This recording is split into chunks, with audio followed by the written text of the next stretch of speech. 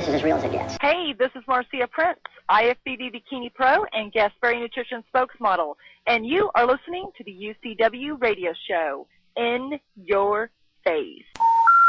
The number you have reached, 911, has been changed to a non-published number. You're listening to UCW Radio. In your face. Give it to me, baby. All right, welcome to the UCW Radio Show, the show where we feature celebrities, pro athletes, authors, business leaders, and basically some pretty inspirational people. Our mission is to bring on guests on the show that will share the story of their journey, in their words, their way. Now, in the world of kickboxing, look, over the decades, kickboxing has spawned some of the greatest martial arts legends that are out there. These are people that have taken their fame in kickboxing and launched dominating entertainment careers. It all started with an opportunity to perform at the highest level. Now, Glory Kickboxing, which is featured on Spike TV, they're the organization that has provided that platform today. But it's not just a platform for the guys. Women have become more evident in both MMA and kickboxing. You have so many women that are out there, and they're getting a shot at fame via Invicta Fighting Championships. And that's a female-dedicated league, second only to the UFC. Now, you have Glory Kickboxing, which is also giving that opportunity to kickboxing, women involved in kickboxing. Now, our next guest is one of the rising stars in the world of kickboxing, and she made her debut in Glory with an awesome victory in Denver not too long ago. And I'm sure that her story will grab your attention.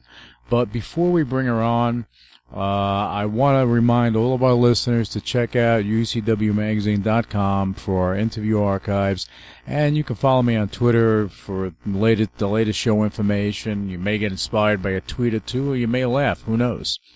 You can catch the show on iTunes, Play FM, Stitcher Radio, Myro, and many others globally.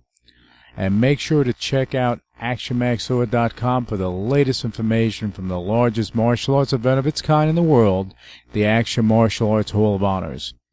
On the UCW Radio Show, we are looking to bring on guests that have not only accomplished great things, because anyone can go and accomplish something. We want the people that also inspire. And our next guest is one of those people. So without further ado, please join me in welcoming one of the true rising stars in the world of kickboxing, Maureen Babyface Riordan, to the show. All right, Maureen, welcome to the UCW Radio Show. How are you? I'm great. How are you? Pretty good. Thank you for joining us. I know schedule nowadays. Yeah, it's great though. Yeah, well, it's good to be busy, right? Yes, yeah, life could definitely be worse. Yeah, well, definitely. But life's good for you. Life's good in the world of Babyface. There's no doubt about it. Yes. Yeah, what I want to do, because our listeners like hearing the story. What I want to do is start at the beginning. How did you get involved in martial arts? How did you get involved in kickboxing? You know what? Actually, it was a complete accident. I was just at that time in my life that I was looking for a change. I didn't know what I needed to change, but I knew I needed a change. I wanted new people, healthier outlets. I was, overweight, definitely had some unhealthy decisions I'd made in the past, and just looking to change those. And one of my friends was training at Fuse Box and told me I should try kickboxing for my cardio, and went in there with, nothing deeper than just simply wanting to get in shape and meet new people. And about 3 weeks later, I was 100% hooked and said, this is what I want to do with the rest of my life, and made a career of it from that day forward. Oh, well, how long ago was that? That was 4 years. January of 2010 is when I started training. Okay, in 2010 you started training, so it wasn't something that you were doing when you were a kid. No, actually, I had never done anything athletic prior to doing that. I mean, unless you count, like, skipping down the wrong end of the soccer field, chatting with my friend while the rest of the team was going the other way when I was 7 years old as athletic, then otherwise, no. This was my first venture into anything that wasn't your typical, more like artsy, nerdy pursuit. I was a straight-A student, graduated high school when I was 16. I was very, very interested in reading and writing and wanting to get published when I was older, and so everything I did was, surrounding that, and just really hadn't moved away from my computer much, honestly, to do anything. So yeah, this was the first for all of that. And at that time, you said you were a little overweight at that time. Yes. See, yes. And that is, you see, stuff like that is what anyone that's listening to this show, if you are sitting in front of your computer, if you're overweight and you're looking to do something, get up and do it. And this just proves that if you want to do it, you can get it done. Absolutely. There was, a lot of people in the beginning that kind of laughed at me for getting into it because let's face it, even now, if people look me up, I don't look the part of people typically stereotype a female fighter to look like. And then, of course, when I wasn't athletic either, there was a lot of people that just kind of scoffed at it, told me that, I'm not genetically geared toward this. There was no way I was going to go anywhere. I even had a few coaches in the beginning tell me that, I wasn't good and I should just give up. And You're kidding me. You're kidding me. No, it was actually Michael Sullivan is my head coach, and he's the first one I saw, and really the only coach that didn't scoff at me. He actually got rid of some coaching staff because of it. He's like, I can't have people telling my students that. And he was the only one that said, you can't listen to them. I know what I'm doing. I build fighters. I see something in you. And if you believe in me, I believe in you. And since then, we've just, created a wonderful relationship. We're actually in a personal relationship as well now, and it's our journey. How you doing? Yeah, we definitely became best friends through the venture, and we're able to enjoy more as a result. And yeah, for both of us, it's kind of become this. We show people that as long as you have the right work ethic, and in this you definitely need a coach to teach you, then you can do anything. And if you are willing to try, I definitely had to try harder than a lot of people who've been doing stuff their whole life, but I was okay with that, and it's been, I think, a wonderful example for my children, my family, and as a result, I've been able to reach out to a lot of people that I never, otherwise would have had the pleasure of meeting in my life. And I get messages almost daily now, thanking for that inspiration of showing that, you can do this, and you don't have to be automatically in shape and, already packed full of muscle and ninja experience. You can come from nothing and overweight and still pursue your goals. Well, I have to say this, Michael, kudos to you, glasses up, man, because because he did what a coach is supposed to do, what a trainer is supposed to do. Those other people that did that is, to me, and I'm saying this, you don't have to, I'm saying it, that is like a black eye in martial arts, kickboxing. How do you tell someone, hey, you know what, give up? That's not the code that we live by. Right. Yeah, that's not what this is about. No. For many people, they don't even want to get into the competition. This is about that journey, and that's really what the martial arts was prior to this major accessibility that the UFC has brought to the platform with starting MMA fights. It was always that spiritual self-discovery journey, and it was unfortunate, but I have to, at the same time, people always kind of laugh at my perspective of it. There was definitely a rough start. I had some horrible teammates at the beginning. I had some really bad experiences with coaches.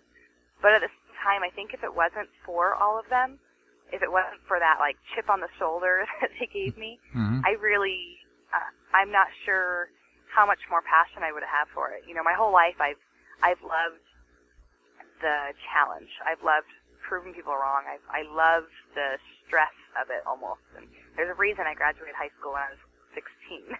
I was an overachiever, and I'm not happy if I'm not doing it. So I guess if it was easy and if everybody was like, oh, yeah, you absolutely could do this, it probably wouldn't have interested me as much anyhow.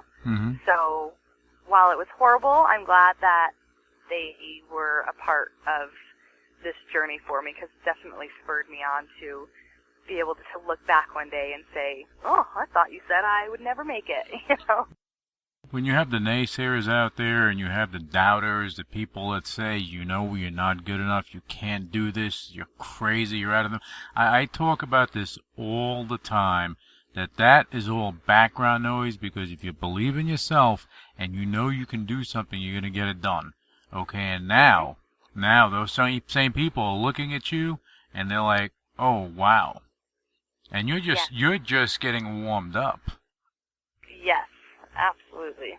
Okay, that's the fun part. Right, and that's definitely the fun part. You know, you didn't intend on competing. Right. This was a lifestyle change for you. Yes. And it helped absolutely. you to get into shape, and it helped with your self-esteem.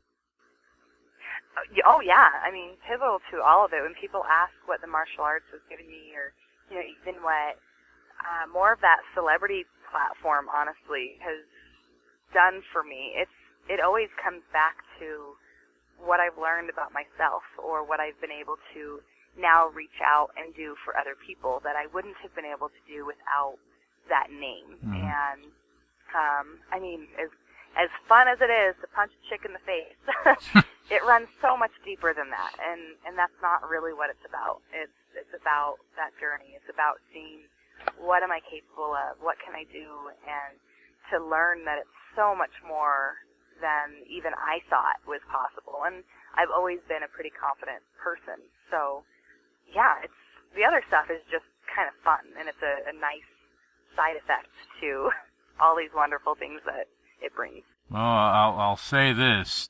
For any kid out there, they should look at you, because basically you're the toughest nerd out there. Thank you, and I'm very proud of my nerd status. Well, I hear you. I'm in the same boat as you. It's good. See, education's important. Taking care of yourself is important. And whatnot. And you have a lot of kids out there that maybe not so much now. Or maybe so much now. I mean, bullying is a big problem anyway. It is. But as far as education, you have a lot of smart kids out there that, sometimes they don't take care of themselves. Maybe they don't know how. Maybe they're afraid of being made fun of, as you were, and so on and so forth. And look, you set the standard. They should watch what you've done. Yeah, I hope so. It's definitely a goal of mine. I think, on two different points, I think too many people feel like they have to choose, that you can either be the jock or the nerd, but you can't be both, because there's no such thing in Hollywood. And so I think kids kind of grow up thinking that. I mean, I know I did. I couldn't be a complete bookworm and still be accepted by, the football players in that whole little circle. They didn't necessarily dislike me, but they didn't like me either. And I think we're just really conditioned to think that we have to choose. And then, people understanding that you can have both, that, you're balancing two different lifestyles, but you can have, and I'm glad that I hope it's really the kids. I mean, I'm happy to reach out to anybody, but I try and spend a lot more time reaching to the kids specifically, because that's going to be the longer impact. If I can impact them now and they remember it for their whole life, that's the whole future, and I think our biggest chance at making a long-lasting, impacting difference in society is by reaching out to those kids. Pursue health and academics. You don't have to choose.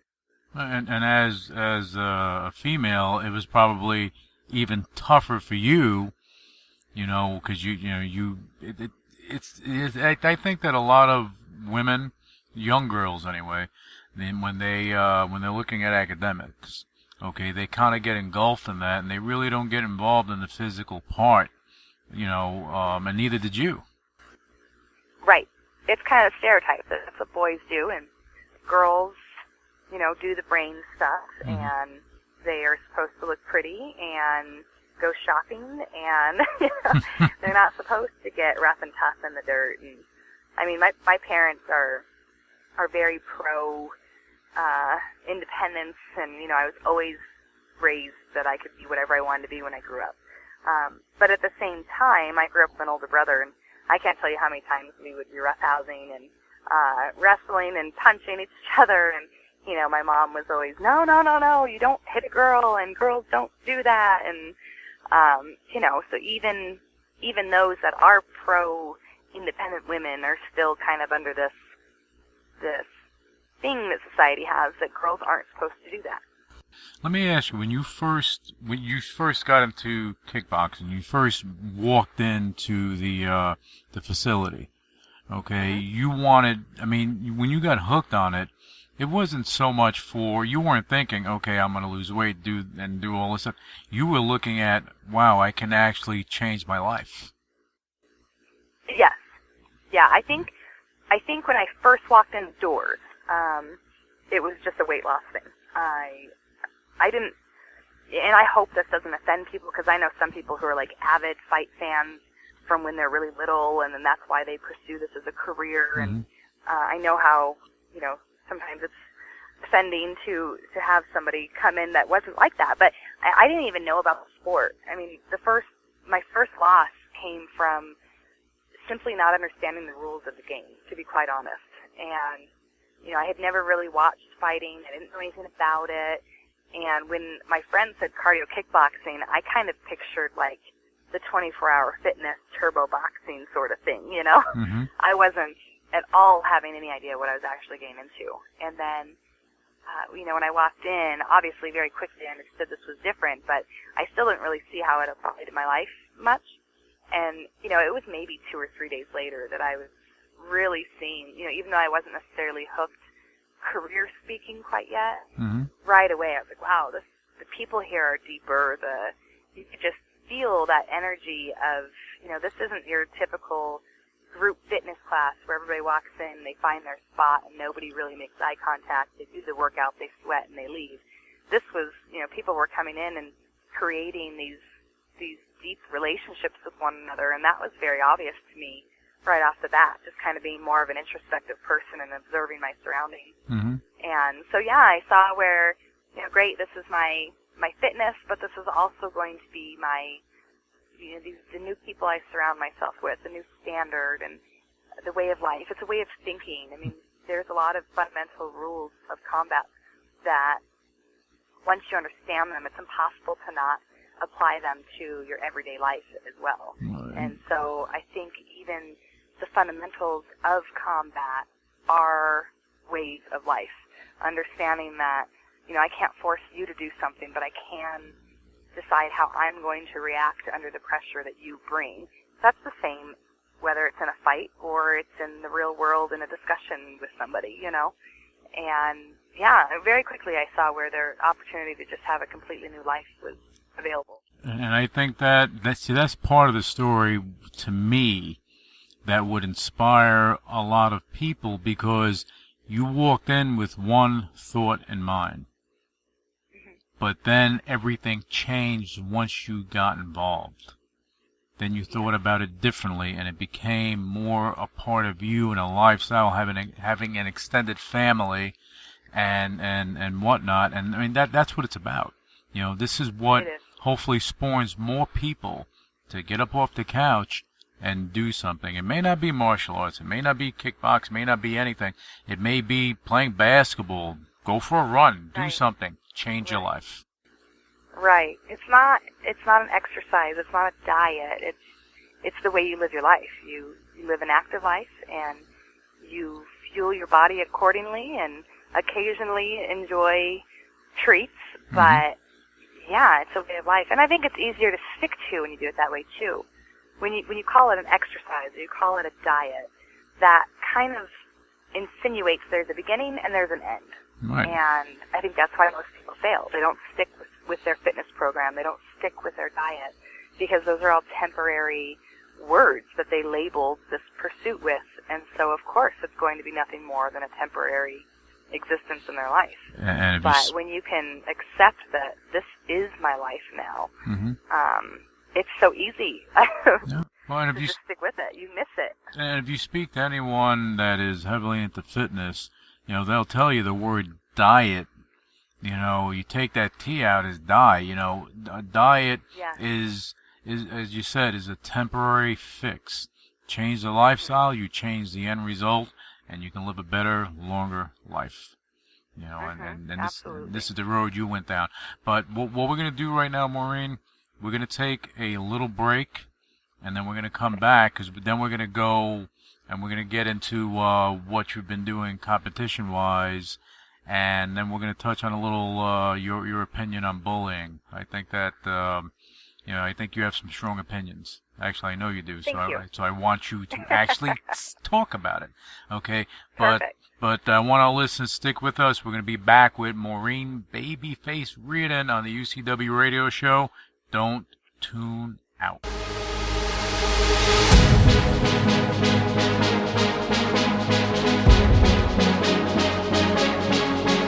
Show me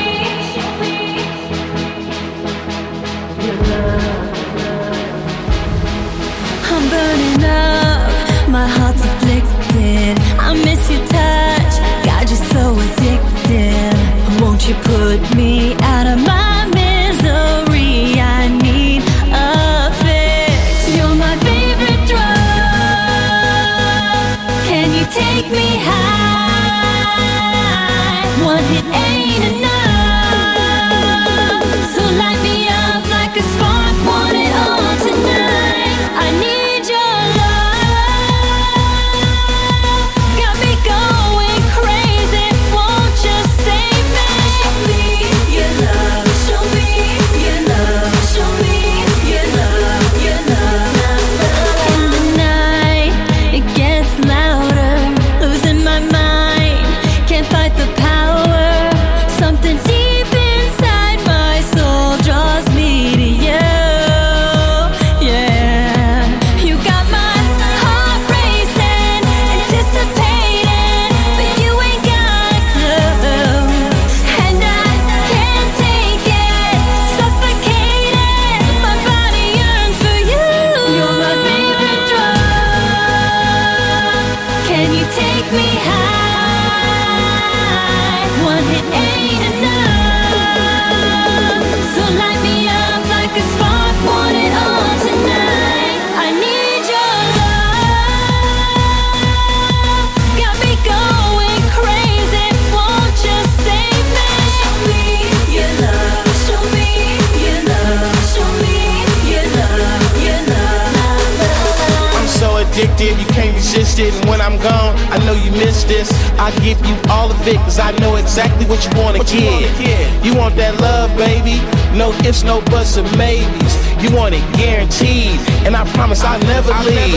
DJ, you gotta play this. Got my girl intoxicated, elevated, highly rated. I mean it, that's why I say it. So whenever you need that fix, call me, and I rush like a blitz. I just wanna kiss you on the lips. I need your love. Got me going crazy. Won't you save me? Show me your love. Show me your love. Show me your love. Show me your love. Show me your love. Your love. Your love. Your love. Your love. Your love. Your love. Your love. Your love. Your love. Your love. Your love.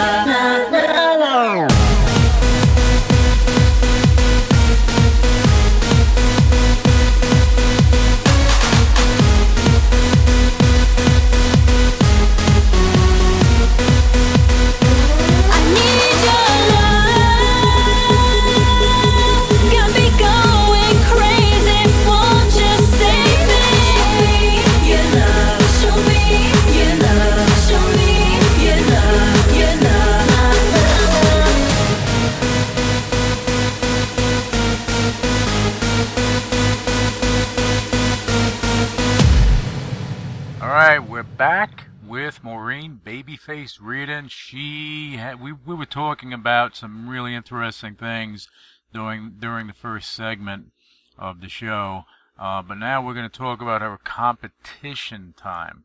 Okay, Maureen, you just recently, a few weeks back, you had a big bout on an international platform, actually. Yeah. Well, let's talk about it. It was on Glory 16 in Denver. It was one of the first few females actually to ever be placed on the card. They just very, very recently started adding female fighters to their card. Their worldwide card, the UFC of kickboxing. It's definitely where all the kickboxers aspire to reaching. And I was absolutely honored and blessed to be able to actually do my professional debut for kickboxing on that Glory card. And it could not have worked out better. It was versus Brenda Rodriguez from Nebraska. Going into it, we knew that she was pretty well known for her striking and for having some pretty heavy hands, knockout power, and all that good stuff. Definitely somebody to take very seriously. And third round, I was able to get a knockout that then called it off.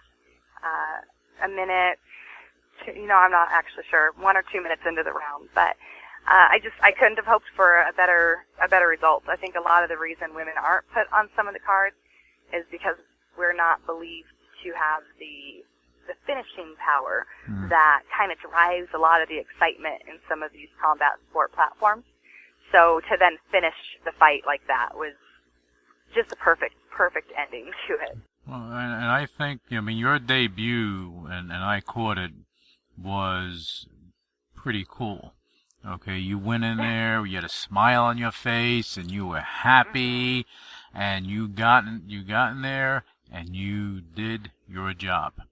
Okay, and I have to commend Glory. The Glory World Series. I support them ever since they came together and they started getting televised, and even before then, because they're televised, they're aired on Spike TV, and I like the fact that they started bringing on women, female fighters, because you have the UFC, which started bringing in female fighters. Okay, one of the Strikeforce before then was actually doing it, but then the female fighters weren't they weren't an attraction. Like you wouldn't sit there and watch them, because I mean back then when those bouts went on, it wasn't as intense as it is now. The level of competition, the standards, the skill sets that the female fighters have today is beyond impressive. It's amazing how much it's changed in 3 years. Yeah, and UFC, they kind of kick things off, okay, and you and I spoke off air, Shannon Knapp and Victor, and that is I call that the next coming, okay, because Invicta, that is going to be the UFC for females. No doubt in my mind. No doubt. Yes. Okay? And that has opened up a lot of doors. Because if that didn't happen, you again, throughout, the last 30, 40 years, you had a lot of, female martial artists that became legends, like Cynthia Rothrock and so on and so forth. But the door is open so wide that you can get in there, compete, and actually make a career out of what you've grown to love to do. Right. And that's an amazing thing. It's extremely exciting to even watch it. And like I said, 3 years ago, even when I first started fighting, the number of fights that were on female fights that were on cards was, you were lucky if there was one. And you're right, they were kind of placed like right before the intermission, or maybe they would open the main card, but still with the sense that okay, this is the one we're going to show as people are kind of trickling into their seats. And, now you have, female cards, all female cards. You have the TV ratings when there's a female fight just going through the roof. And whether people are still watching because they see it as a sideshow, or they're watching because they want to say, see, I told you women can't fight, or they're watching because they're one of the amazing supporters, there's no denying that the entire world is watching right now. And that platform that it gives us is an amazing gift to be definitely handled a very, specific way, and I hope that everybody that's in it right now can continue to kind of honor that. The work that Shannon Knapp has done to kind of open this is amazing. A lot of people say that Ronda Rousey is kind of who has really spurred women's MMA, and she's a great fighter, and I respect her as a fighter. But Shannon Knapp is absolutely the one that started this platform. If it wasn't for that, if it wasn't for Invicta and showcasing and showing all this great talent from all over the world, if she wouldn't have taken that risk, I'm not sure the UFC ever would have found the desire to really start looking into the female fighters that were competing right then and there. Nope, and I agree with you 1,000 million gazillion percent, because look, I refer to Shannon Knapp as, if Dana White, and I said this today, if Dana White is the king of MMA, she is undoubtedly the queen of MMA. And, oh, absolutely. And what she has done, and she raised the game. She raised that bar. And what that means that any female that is looking to build up in the ranks, guess what? It's a little bit harder than it was 2 years ago. Absolutely. Significantly. Yeah. You have to be on you have to bring your A game, not once all the time. Right. Right. And like I said, or alluded to at least, especially right now. It's, that time where, you're a kid and your parents finally are going to test to see if you're responsible enough. And you're like on this probation period, basically. And you mess it up once, they're going to decide you're not ready. And I kind of see this the same way. Women's combat sports all together, boxing, kickboxing, MMA, all of it. We're on this kind of probationary period where the door has been open. We've been given this opportunity. Now it's up to us to show the world that we absolutely deserve this, and don't take it away from us.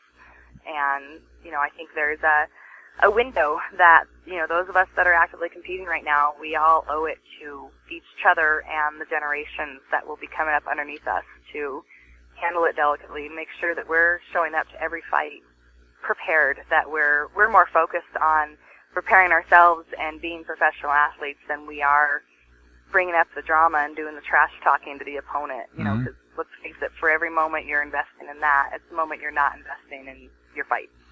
So, I think it's a real special time right now that will be fantastic, or will, be what decides if this belongs or not. And what's interesting, Maureen? I wanted to bring you on the show. I have a lot of, fighters and whatnot that I bring on the show, but I'm very selective with who I bring. And I wanted you on the show for a reason. And the reason is because I kind of had an idea of the type of person you were.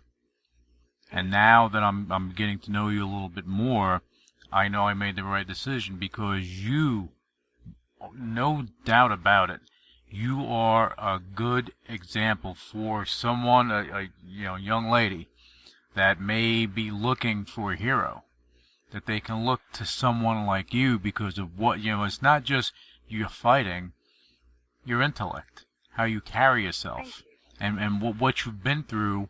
And it's not your typical martial artist per se. Okay, you're a normal person who had a normal life, that actually got involved in martial arts, and now you're becoming an international rising star. And I said it in the beginning of the show, you didn't hear it, but I consider you one of the shining stars out there. You're gonna move up in the ranks rapidly, and the marketability that's going to be coming from you is going to be amazing. I'm looking for big things from you. Thank you. That's so encouraging to get the feedback. Well, I mean, but this is truth, and this is what I see, and usually I'm not wrong. So, don't make me wrong now. I'm gonna hold you to it. Yeah, you bet. I'm gonna hold you to it too. Okay. All right, perfect. So now, I mean, when you fought for Glory, okay, that was your pro debut in for kickboxing, but you competed before then. Yes. Okay. Yes. Yeah, I had an amateur career prior to that. Okay. How many fights did you have? 10 fights in the amateur career. How did it feel the first time that you actually got in the ring? You didn't fight before it professionally. I mean, not professionally, competitively. You didn't fight before. Right. How did it feel getting in there? Actually, it's kind of a funny story when Michael and I talk about it together because, you always hear everybody else's experience when you're leading up to it. I mean, if you've never been in a fight before, and quite honestly, a street fight even isn't the same as an athletic fight. A street fight, you don't even know it's coming typically.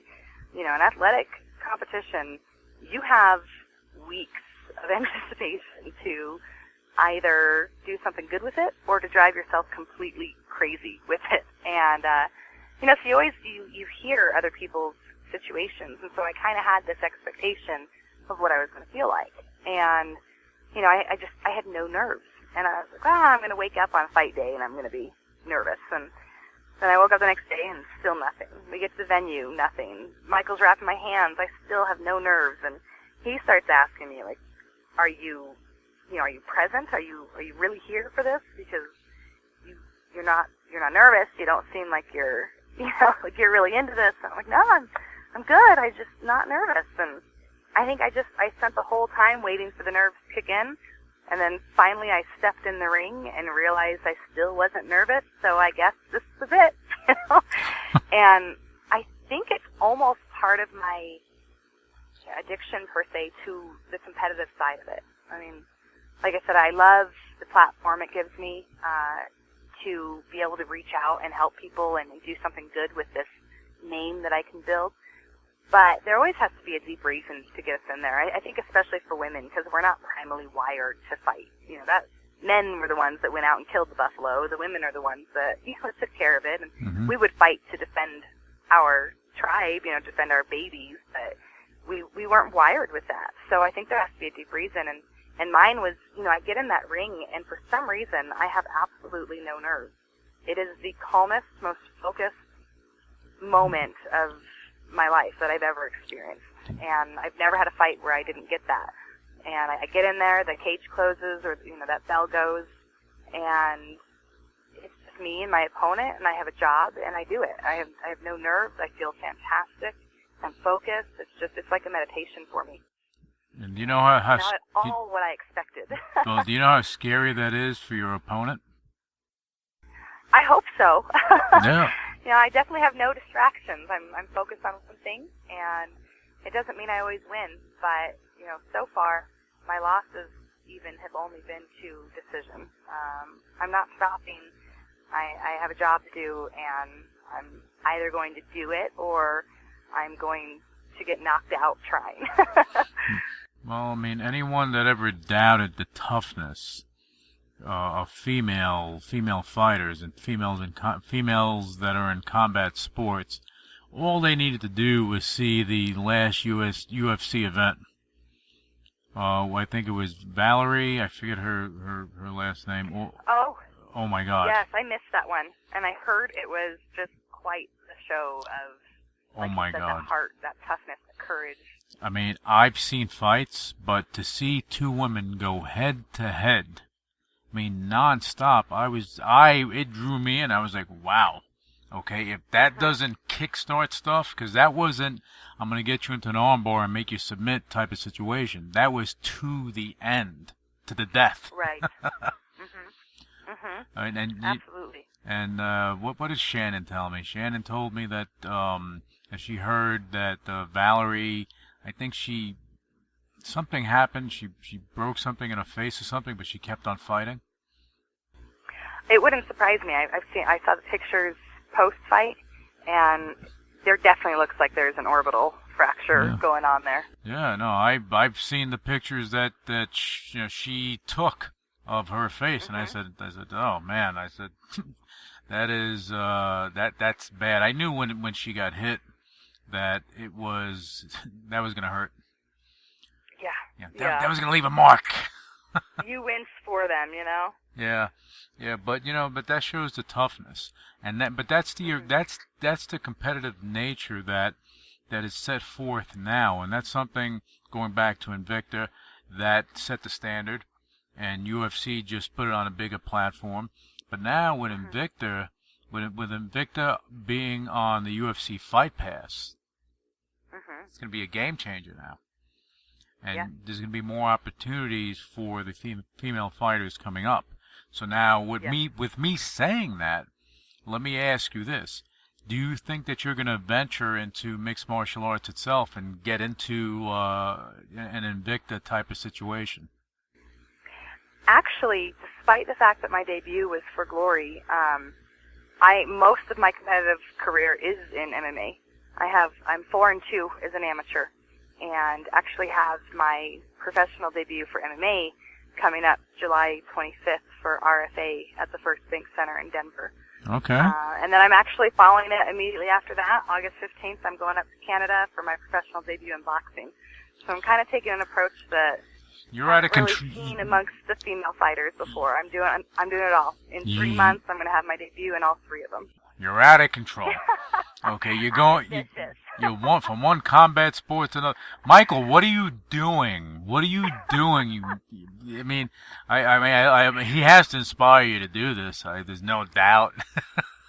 He laughed at me because he's like, "Are you sure?" You know. Well, but I think that's what it is because I didn't come up in it. You know, I'm like, well, sure, why not? You know, and really, while I would love to make it on Invicta, you know, going to the UFC. I mean, obviously every fighter wants to be able to make it to those platforms. But when I decided that I wanted to do this, I didn't one day say, okay, I want to go to the UFC. What I did was, I want to do this, and I want to see how far I can go. And I want, right away I knew my goal in this was more the motivational speaking and writing side of it. And this was just my platform. I wanted to challenge myself. I wanted to do what other people weren't doing because I want a story that I can then go out and tell people, spread that never give up message. And if I just kind of follow the same path that everybody else is doing, I mean, that's fine because that's what their goals are. But, like I said, I didn't even really know about fighting until I got into this. So fighting just happens to be my outlet. But my goal really is just how much can I do? How many odds can I defy? And people say, oh, you can't, over-focus, and you can't do MMA and kickboxing and boxing. But for me, I'm like, well, man, if I can, though, imagine what a well-rounded fighter I'm going to be. And not to be cocky and arrogant, but, hey, good luck preparing for me. Yeah, there you go. I'm not a one-trick pony, and it's going to be difficult to prepare unless you're getting ready for a one-trick pony. So I love it. I love it. I love it. I love that you're doing that because it was funny, and just a personal story for me. I was working out, and someone asked me. They asked me, well, why do you go so heavy? And I looked at them, and this was my response: because I can. Yeah, why not? Right. And with you're doing this, and that people will ask you, because you'll have your typical MMA, kickboxing, interviews with all these cats out there that are doing their shows, and and they'll have their canned questions, and they'll ask you, well, why are you doing this? Why are you in the cage, and then you're in the ring, and then you're boxing? Well, you got your answer, because I can. Yeah, that's exactly what it is, and different pursuit, different platform, and I know people are always surprised when they hear it. I actually had a management company recently, when we were discussing if, we were going to join teams or not. It was like, that's not really smart. You shouldn't, you should pad your record. You should pick your opponents better, and you should focus on one thing so you don't stand the chance of losing. And because if you lose once, you're setting yourself back a year to get into the UFC. And I said, that's not my path. Again, if I make it to the UFC, if Shannon Knapp sees enough in me to put me on her card and allow me to shine with all the female fighters, I mean, that is an enormous honor. But it's not for, so I can sit around and say, oh, I'm an Invicta fighter. It's so I can tell people, wow, look at how far that I went. And yeah, I did do it with boxing and kickboxing too. And if I lose, it's okay, because if I'm taking legitimate opponents, I stand a very good chance of losing. And I don't want the opponents if they're not legitimate. I won't celebrate a win that was a given. I won't. And if I lose, I want to know I worked my tail off and threw it all out there, and I still lost, because then I know, and same thing, if I win, I want to know that girl made me pull out every trick out of my bag to earn that win. And I won't have it any other way. And I have thought with people, advising the path on opponents and the which avenues we go, and I just stick to it very clearly every time, that I think maybe my pursuit within this career is perhaps very different from your typical fighter.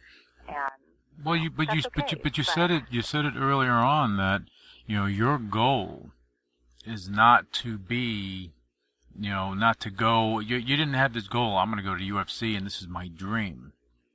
Right. Your dream is completely different. Your dream is to go inspire people. Your dream is to do your speaking tours. Your dream is to come out with your books so you can become an author. These are part of your dreams, because everything that you're looking to do is just one more tile, one more brick, one more brick in the wall.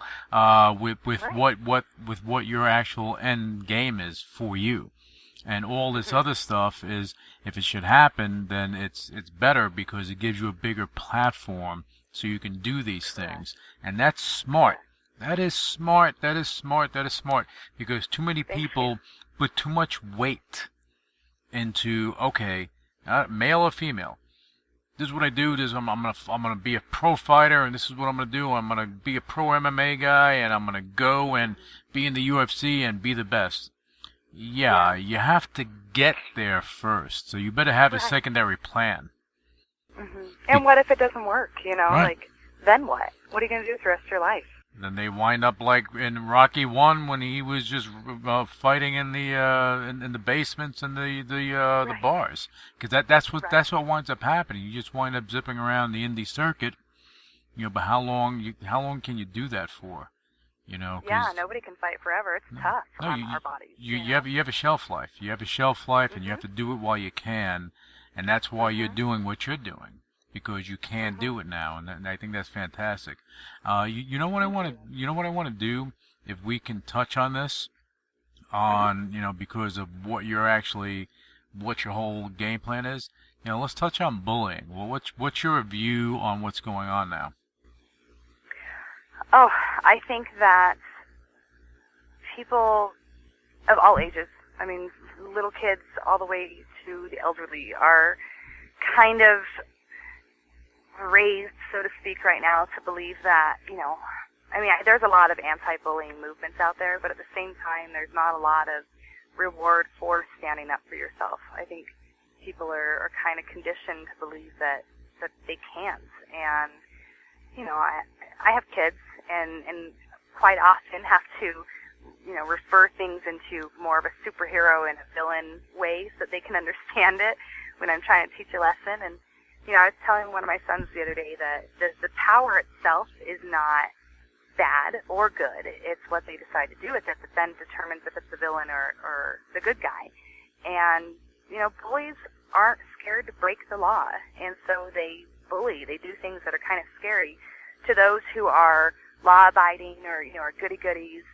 They don't want to do what they're not supposed to, and so it makes them easy targets, and makes it difficult to figure out, how to stand up to that, and just showing people that no matter what it is, no matter what your fight is, no matter what your struggle is, that you are the only one that is in control of your life. You're the only one that's in control of your destiny. Nobody can make you do anything. Honestly, even in a horrible situation where somebody has a gun to your head, you're the one that decides where this is going to go. You might have limited options and wish for more options, but in the end, it's your decision what's going to happen. And I think people forget that. They so easily fall into the herd of cattle, basically, just kind of going in one direction, and they're scared to step out of that. And I said earlier what the martial arts gave me was more of these mentalities than anything else. And the two biggest things, one that I kind of already alluded to, when we teach grappling, the very first thing that we usually teach our people coming in is that even in a weight bracketed scenario, if somebody is in mounts, the chances of me just simply bench pressing them off of me are very small. I can't actually force that person to do anything. But what I can do is patiently wait for them to make a mistake and then move myself within that mistake to capitalize on it. And it's the same in the world. I can't make anybody see my way of thinking. But I don't have to be forced into their way either. They can't control me. I'm the only one that can control me. And then the other principle is no preference that Michael Sullivan gave me, which, when he first talks about it, talking about fighting, that, I'm going to win. It doesn't matter if I win by knockout. I don't care if I win by submission. I don't care if I win by point. I'm just going to win. And I think, a lot of people don't see other opportunities when they go in with this very strong preference. And, same thing for life. I'm going to succeed. I'm not going to let people walk all over me. This is what I stand for. This is what I believe in. And life is so much happier when I'm living my beliefs. And, I have no preference on how I'm going to succeed in those, because opportunities will arise and adversities will arise. And it's just always about how you react within those. Bullying is just this huge thing out there. And again, I think once people just find that courage in themselves to realize that nobody's in control but them, it completely wipes out the bullying. They have absolutely no power if we don't empower them ourselves, really. And that's a key thing. When you empower, when you give them what they want, and that's for you to be afraid, that's when things, get out of control. That's when they have this power. And I'm going to, just following up on what you were just speaking about, I'm going to give this, for Michael so he can utilize this. I'm going to give him a little maybe a little philosophy. I don't know. But the way I see things in life is that, the wind's going to go where the wind's going to go. You can't control it. The only thing that you can control in life, if you're on the sea and the wind is pushing you, the only thing you can do is adjust your sail to figure out where you're going to go. That's all you can do. Whether you're fighting, whatever it is, it's your adjustments in your life. And your adjustments if you're in the ring or you're in the cage and you're fighting, it's your adjustments that will dictate what you're going to do. And that will definitely impact the outcome of whatever the situation is. So, Michael, there you have it. There you have it, buddy. Beautiful. Okay. Beautiful. All right. Now, what I want to do, because I know, you and I, we can speak all day, about easily, but we're going to have you on the show again because your career you're just getting warmed up, boxing, kickboxing, MMA, I'm sure that Shannon Knapp is going to, I'm sure Invicta is going to be tapping you at some point. I see that happening. Okay, because, I hope so. Well, I think it's going to happen. The reason I say that is because not only are you talented, but in the world of mixed martial arts for women, the female part of it, to bring someone that's marketable, to bring someone that has intellect, someone that can actually, be a good role model for kids, you know what? That is a positive thing. That's why I have a feeling that's going to happen for you. But I do see that happening. Okay, so now what I want to do, if you can do this for me, is let's give some information to the listeners. listen. Sometimes I'm doing video, sometimes I'm doing radio, and this is what we're doing here. Right. So I got confused. You threw me off there, Maureen. But yeah, why don't you let them know how to find out more about you, because they need, I know they have to follow your career. And I also want you to give information on what Mike Sullivan's doing and his coaching, because I do believe that if you're going to be proficient in kickboxing and MMA, you need someone that's going to be there doing the right thing. And from what you've told me, he's done the right thing. Those other guys, they did not do the right thing. I don't know who they are. I don't want to know who they are. Well, I don't think anyone should know who they are. My God. Yeah. You kidding me? Jesus. Yeah. How do you? I'm not gonna even get into that conversation again. But yeah. But why don't you let people know how to follow you, how to learn more about you? Perfect. Well, Facebook, I love it. I'm on it all the time. You can find me at Maureen Babyface Riordan, and it's Maureen. Babyface is 2 words. My last name is Riordon. I'm also on Twitter and Instagram that I keep pretty updated, and the handle for both of those is Babyface MMA. And then I also have a website, MaureenRiordanMMA.com, and I'm doing my best right now to keep that updated with the blog and all that good stuff. So things are moving really fast, so I'm definitely better with the accessibility of Instagram and Facebook right now. But quick hits. Please follow me on there. It's where all my fight updates are. I talk a lot about Team Babyface Heroes, which is kind of an outreach thing I do with all my supporters, that we kind of pool our efforts and help out those that are not as fortunate, and do a lot of outreach to youth programs and local youth sports and things like that. So all that stuff is on there, and kind of get involved, be a part of it, and grow the team. Okay, well, before we move any further, and because we're coming towards the tail end of the show, I want to talk about this Team Babyface, because that did not come up. Oh, bad Babyface. You didn't bring it up. Let's talk about Team Babyface, because I think that's important, because again, that's part of the inspirational part of what you're doing, and we need to talk about that. Thank you. It's actually a 2-tier kind of benefit program that I'm doing.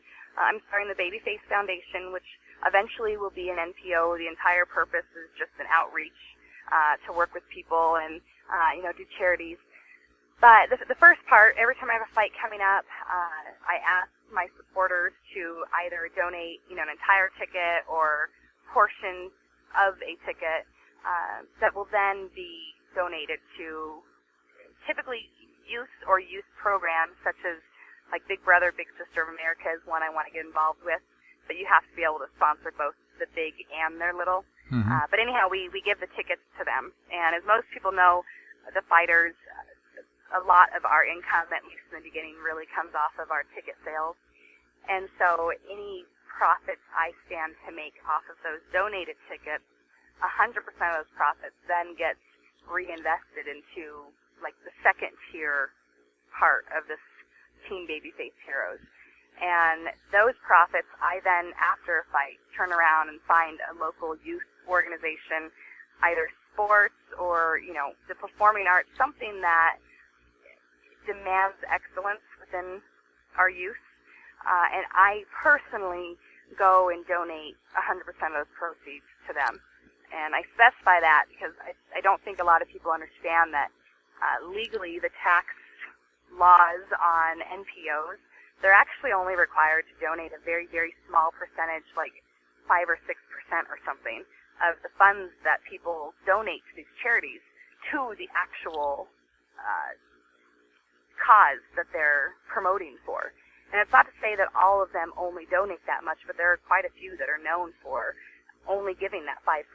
So I make sure that I, in person, give these proceeds so that way I know 100% is being received by the team, and that they're benefiting from it entirely. And there's no rich CEO, in the background that's getting any of these funds that are raised through my supporters and stuff. So the last one was actually the Pink Panthers. They're a first grade, going into second grade, girls softball team, and we have now sponsored them.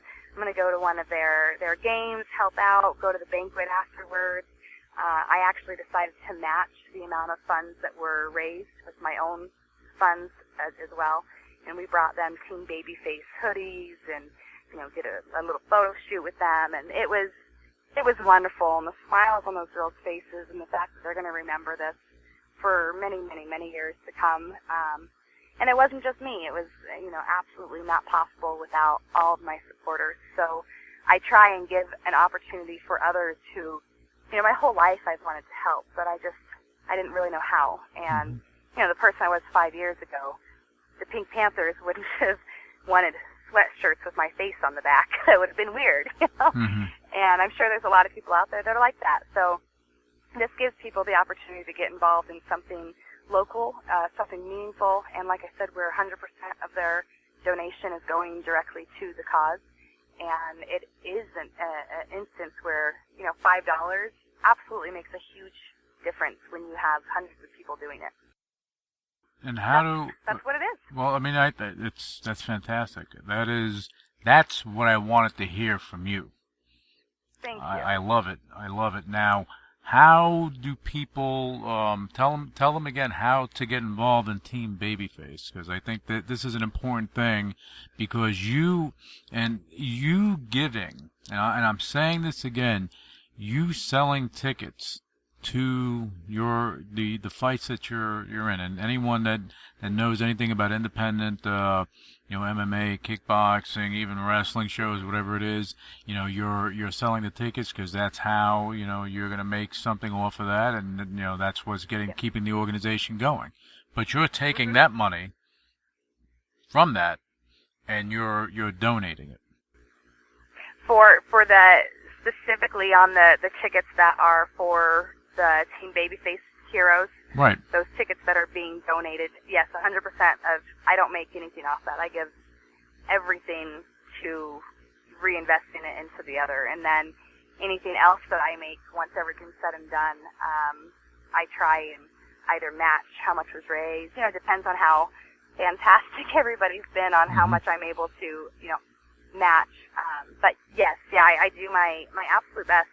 My income is used for training, rehab, continuing to market so that people know about this that I'm doing. Because again, the fighting is just my platform. What I want to do is get out there and do motivational speaking and help people, and this just allows me to do it. So right now for RFA coming up, if you go to CageTix, it's CageTix.com, you select RFA 16. And then under the fighter selection, which this is very important to be able to, do anything with the proceeds, you have to select my name. And then in the memo, you have to write Team Babyface Heroes. And that way they'll then give me those tickets to, take out to everybody else, and then we can keep track of what we can reinvest. So, I've even had people from overseas contact and say, I'm never going to be able to come to one of your fights, but how can I support this cause? And they've sent PayPal, they've done different it's overwhelmingly wonderful. I am thrilled to the point of I was crying over Valentine's Day because I asked my supporters to send me Valentine's pre-filled out so that I could take them to the kids at Children's Hospital who couldn't do Valentine's Day parties because they were sick. And the number of Valentines that came flooding through the door was just so overwhelmingly heartwarming. Wow. That I love this. I love being a part of it. I love being able to kind of spearhead it, but I will be the first to acknowledge that this is the effort of everybody that has like-minded souls with me, and it's definitely not me digging into my, money bags. It's all of us working together, and I'm just so thrilled for the opportunity to be able to be that, that axis is pulling everybody in to the centralized effort. I can't even, there's nothing for me to add on top of that. I think that's amazing. I think it's amazing, and I love that we touched on that. And just do everyone a favor, okay? When you're in the ring or you're in the cage, I don't care if you're kickboxing, you're in mixed martial arts, or you're boxing. Just don't break that wing, okay? Because these kids need you. Thank you. Okay, they need you. They need you to keep doing this. And I'm supporting you because I think that it's a fantastic thing. And everyone, if you can, get involved in Team Babyface. Check it out and find out more about what she's doing. And just people should just get involved with that. Okay. Thank you. I mean, this was fantastic, Maureen. I want to thank you again for coming on the show. Very insightful. Thanks so much for having me. No, very insightful. Okay, you threw me for a loop with Team Babyface. Should have talked about that earlier, but you know what? What we're going to do, we're going to bring you on because now I want updates. I don't care if it's Facebook, Twitter, whatever it is. I want updates on Team Babyface and what you're doing and your activities because I think the media should be picking up on this. The media in Denver, okay, they should be picking up on this. And if they're not, they're not doing the right thing. You're not doing this for media attention, but the more media attention you get, the more benefits will come to the people that you're trying to help. And exactly. Just like we talked about the platforms of fighting. Right.